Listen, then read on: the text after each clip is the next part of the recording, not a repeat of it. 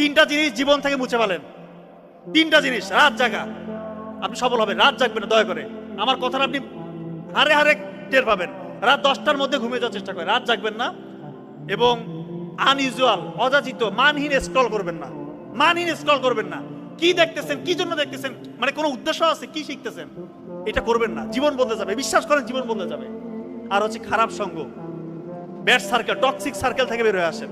যার সাথে ঘুরতেছেন আগে দেখেন ও কি আসলে হাই অ্যাম্বিশন রাখে, সে কি ধার্মিক।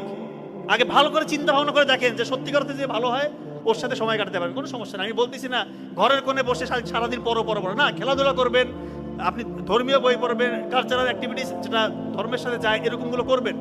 আপনারা সবই করবেন, কিন্তু মেইন ফোকাসটা আপনার থাকতে হবে। এবং দিনের পড়াটা দিনে শেষ করবেন। ওই একদিন পড়লাম 7 দিন ফেলা রাখলাম, পরীক্ষার আগে পড়বো, এইভাবে জীবনে সফল হতে পারবেন না। আপনাদের মেইন সমস্যা হচ্ছে আপনারা বলেন যে গ্রাজুয়েশন কমপ্লিট করে বিসিএস এর বড় পড়বেন। বিসিএস বলে না, যেটাই হতে চান এখন থেকে আপনারা স্কিল ডেভেলপ করেন। স্কিল ডেভেলপ করতে হবে এখন থেকে, না হলে ওই সময় যে পারবেন না।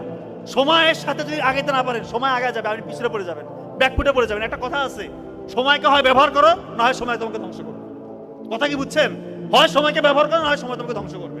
এই জিনিসটা খুবই ইম্পর্টেন্ট। সর্বশেষ কথা, যে কোনো রকমের অন্যায় দেখলে অবশ্যই প্রতিবাদ।